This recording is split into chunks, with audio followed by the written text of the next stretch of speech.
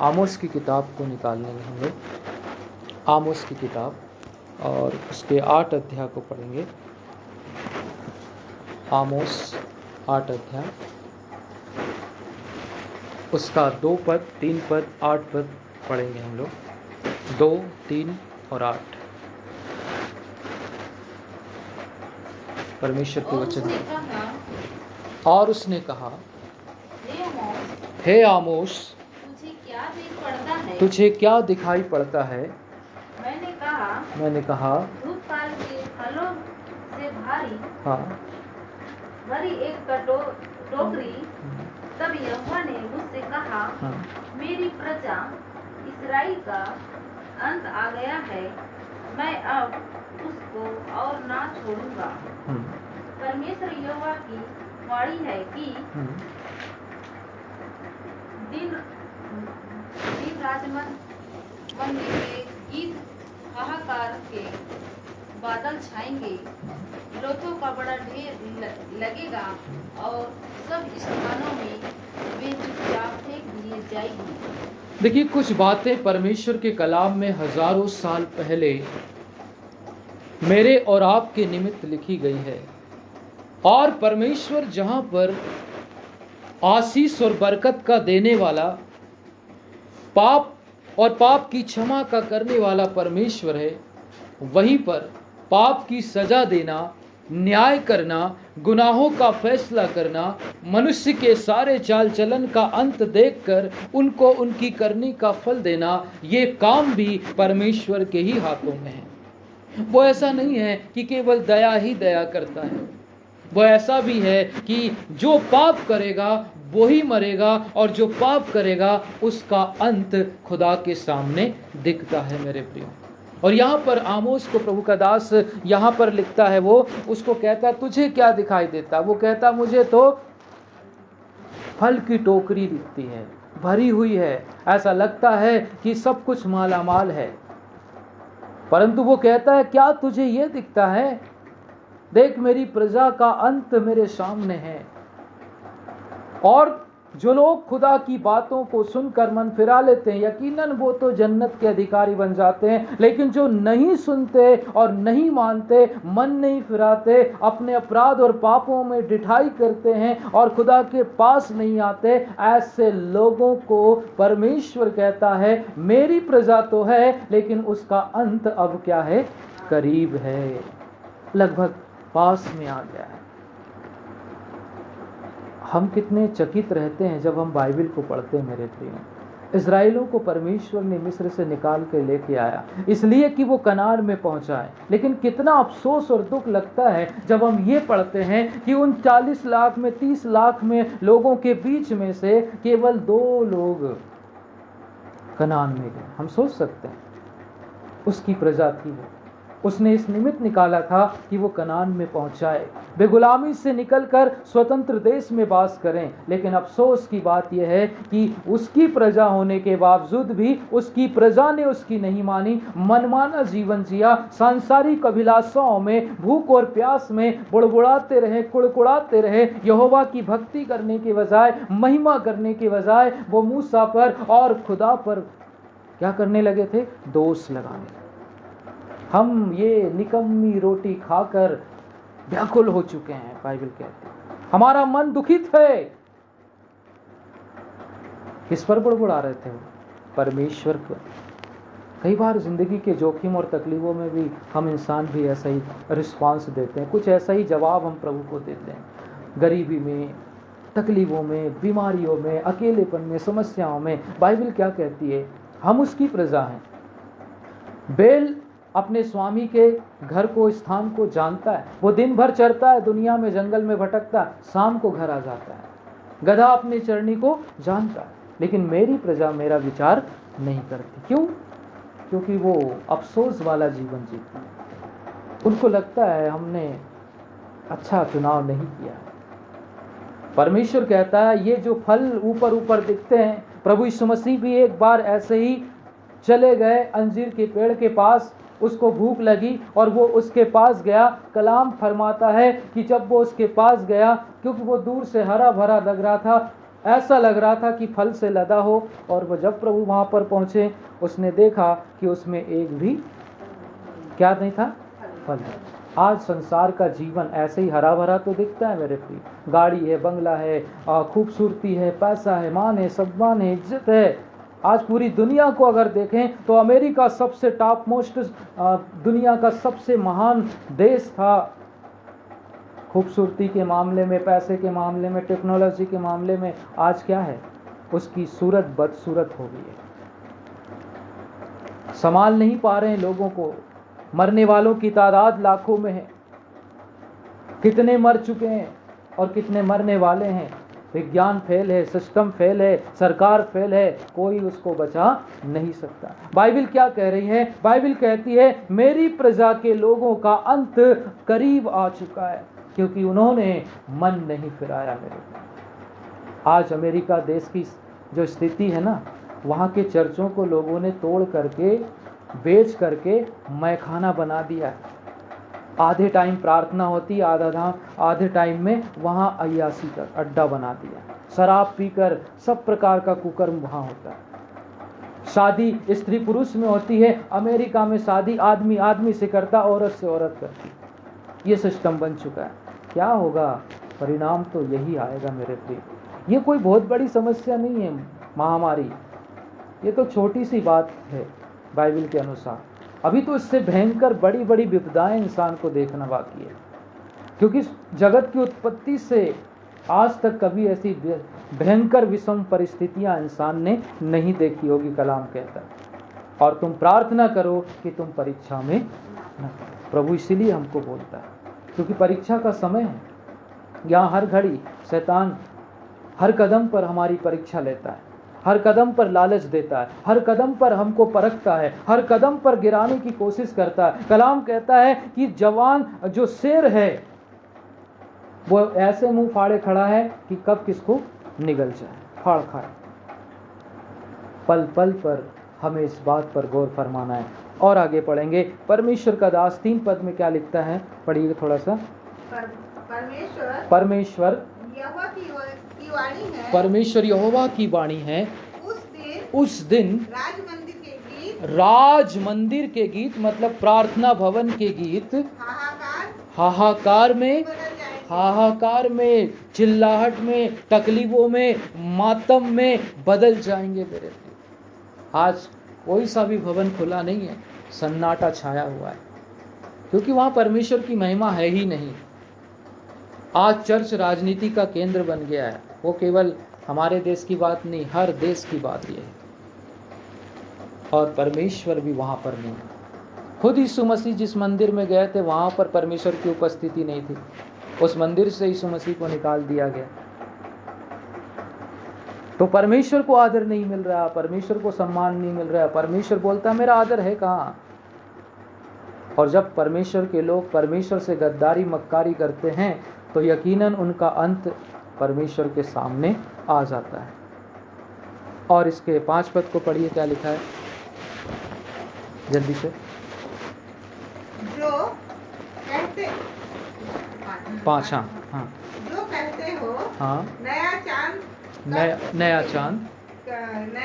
कब बीतेगा, हाँ कि हम अन्न बेच सके, हाँ विश्राम दिन कब बीतेगा, हाँ कि हमें अन्न के खत्ते खोलकर एपा को छोटा और शकेल को भरी कर दे, हाँ। और छल से डंडी मारे।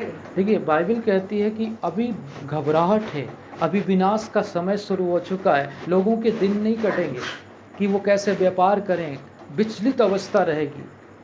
शेयर मार्केट गिर चुका है, संसार की इकोनॉमी खत्म हो गई है, और हर शहर, हर गांव, हर देश, हर मुल्क, हर शहर, राज्य आज विषम परिस्थितियों से गुजर रहा है। उसको नहीं पता कि आगामी दिनों में ये आर्थिक स्थितियां कैसी हम तैयार कर सकेंगे। बेरोजगारी अभी शुरू हो गई है। प्रजा का अंत करीब है, और आने वाले समय में तो और इससे भयंकर बड़ी बड़ी विपत्ति आएंगी। अभी भूकंप का आना बाकी है, अभी तूफान का उठना बाकी है, अभी आसमान से आफत आएंगी, अभी सूर्य और चंद्रमा के तारे जो उसकी रोशनी खत्म हो जाएगी। 3 दिन तक ऐसा भयंकर अकाल होगा कि सोमरोन के अकाल के बारे में आपने पढ़ा है। एक माँ अपने बच्चे को पका के खा रही थी। वो सोमरोन का अकाल वापस आने वाला है बाइबल के अनुसार। इसलिए बाइबल कहती प्रार्थना करो कि उस भयंकर समय से पहले ईश्वर हमको पृथ्वी से उठा, और ये होगा, कलीसिया उठा ली जाएगी। भयंकर त्रासदी से पहले परमेश्वर पवित्र लोगों को क्या करेगा? उठा लेगा, पर उसके लिए तैयारी जरूरी है। और जो छूट जाएंगे ना, वही इस विषम परिस्थितियों में पड़ेंगे। 8 पद को फिर से पढ़ेंगे, क्या लिखा है 8 पद में? इसी के क्या इस कारण भूमि न कांपेगी? क्या इस कारण भूमि न कांपेगी? क्या उन पर के सब रहने वाले विलाप न करेंगे? क्या पृथ्वी पर रहने वाले लोग विलाप न करेंगे? यह देश के सब सब मिस्र की नील नदी के पास नील नदी के समान होगा। हाँ, ये नील नदी के समान होगा, जहाँ पर बढ़ती है फिर लहरें मारती और घट जाती है। देखिए समंदर की स्थिति को देखें, लहरें उठती हैं, आदमी घबरा जाता है। इसी तरह से ये लहर है परमेश्वर के क्रोध की, जब उठती है तो इंसान भयभीत हो जाता है। चाहे वो भूकंप हो, चाहे वो तूफान हो, चाहे समुद्री तूफान हो, चाहे आसमान की कोई आफत हो, चाहे महामारी हो, चाहे अकाल हो, चाहे कुछ भी हो, ये सब परमेश्वर का क्रोध है इंसान के ऊपर। परमेश्वर का वचन कहता है ऐसी स्थिति आएंगी कि जैसे खाद खेत में पड़ी रहती है, वैसे ही लाश सड़क पर पड़ी रहे। वो आने वाला समय है और आ चुका है। 10 पद को पढ़िए, वहां पर क्या लिखा है? इसी के मैं तुम्हारे पर्वों के उत्सव को दूर करके विलाप कराऊंगा। देखिए, तुम्हारे पर्वों को, तुम्हारी खुशियों के पल को, तुम्हारी पार्टियों को, तुम्हारे बर्थडे पार्टियों को, मैरिज पार्टियों को, सबको बदल करके तुम में क्या कराऊंगा? विलाप कराऊंगा। अभी कई लोगों की शादी टूट गई है, कई लोगों की शादी कैंसिल हो गई है, कई लोग जो प्लान बना के रखे थे सब फेल हो चुके हैं। अब क्या हो रहे हैं? केवल रो रहे हैं। घाटा इतना हो गया है, विलाप परमेश्वर करा रहा है। और ये तो दौर है शुरुआत का।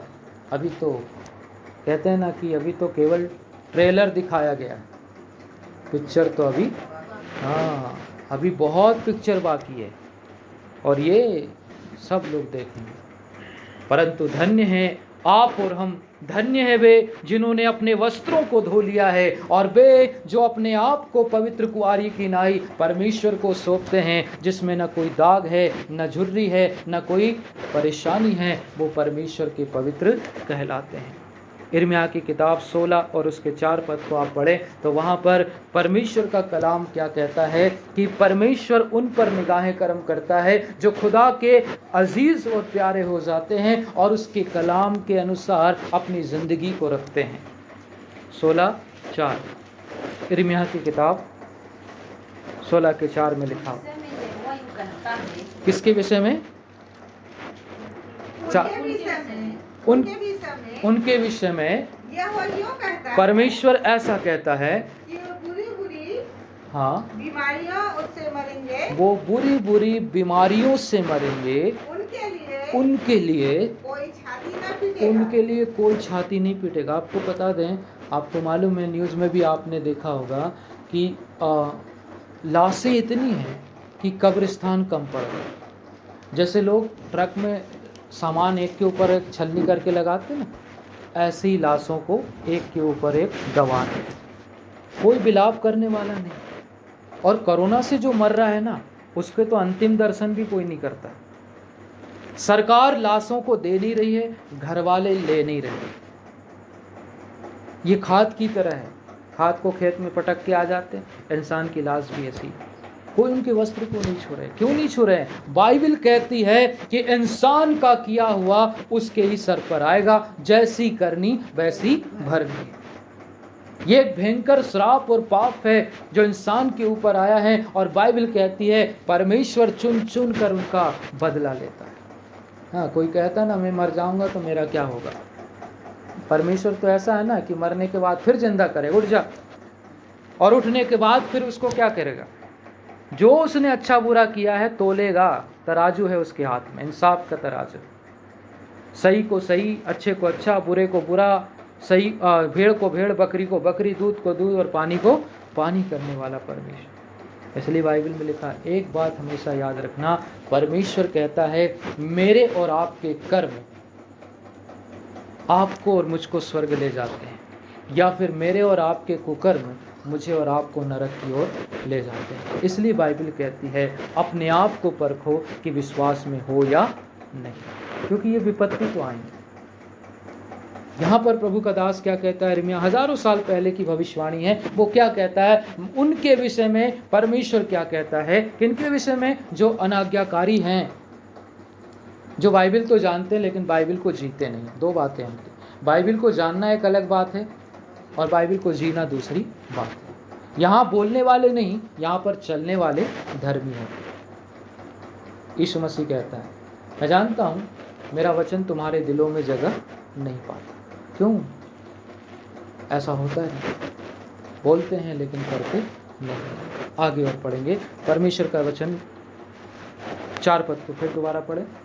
उनके विषय में हाँ। यहोवा यूं कहता है, हाँ, ये बुरी बुरी बीमारियों से मरेंगे, वो भयंकर बुरी बुरी बीमारियों से मरेंगे, उनके लिए कोई छाती ना पीटेगा, उनके लिए कोई छाती नहीं पीटेगा, ना उनको मिट्टी देगा, ना कोई उनको क्या करेगा, मिट्टी देगा, कोई उनको मिट्टी नहीं देगा। अभी क्रेन से कब्र खुद रही है, खोदने वाले भी नहीं है कब्र को, और वे भूमि के ऊपर खाद के समान वो खाद की तरह पड़े रहेंगे। ये है इंसान की हालत। कई जमाने पहले प्रभु ने भविष्यवाणी की थी, लोगों ने, यिर्मयाह ने, आज हम अपनी आंखों से ये भविष्यवाणी को क्या हो रहे हैं, पूरा होते हुए देख रहे हैं। हम इसको खुशनसीब बोले या बदनसीब बोले? पादरी साहब क्या है ये स्थिति? हम इसमें खुश भी नहीं हो सकते और आनंद भी नहीं मना सकते, हम बहुत उलझन में हैं। प्रभु यीशु मसीह कहता है धन्य हो तुम जो मेरी बातें सुनते हो और मानते हो, क्योंकि बहुत से राजाओं और भविष्यवक्ताओं ने मुझे सुनना चाहा लेकिन उनको ये अवसर नहीं मिला। हम इस बात से तो खुश हैं कि प्रभु हमारे साथ में है, लेकिन इस बात से दुखी हैं कि हमारे अपने पाप के कारण, बीमारी के कारण मर रहे हैं। हालेलुया। बाइबल में लिखा है हमें सचेत रहना है, अपने विषय में चौकस रहना है, क्योंकि तू मिट्टी है और फिर मिट्टी में, तू मिट्टी से निकला और फिर मिट्टी में दफन हो जाएगा। पर आत्मा परमात्मा के पास वापस लौट जाएगी। ये शरीर नाश होता है, आत्मा नाश नहीं। इसलिए जीना है तो आत्मा के लिए, मरना है तो आत्मा के लिए, जीना है तो परमात्मा के लिए। बाइबल में लिखा है तुम पवित्र आत्मा को शोकित करते हो। लोग हमारी आत्मा को शोकित करते, पता है कितने ईसाई लोग प्रभु के दासों का अपमान करते हैं। हम कहीं जाते हमारा अपमान करते हैं, वे हमारी आत्मा को शोकित करते हैं, हमारा अपमान करते हैं। बाइबल कहती है अरे भूलो मत, तुमसे पहले उन्होंने किसका अपमान किया? प्रभु जी क्या बोलते हैं? मेरा अपमान। किसका अपमान किया? तो जो हमारा आदर कर रहा है वो परमेश्वर का आदर कर रहा है, जो हमारा सम्मान कर रहा है वो प्रभु का सम्मान कर रहा है। और बाइबल कहती है कि जहाँ जहाँ हम जाते हैं वहाँ वहाँ परमेश्वर जाता है। उसने कहा तुम मेरे लेपालक पुत्र, बेटे और बेटे हो। 82 भजन संहिता और उसके 6 पद में ऐसा लिखा है, उसने कहा तुम परमेश्वर हो। उसने कहा तुम परमेश्वर हो। ये नहीं कहा कि तुम परमेश्वर के बेटे हो, उसने कहा तुम परमेश्वर हो।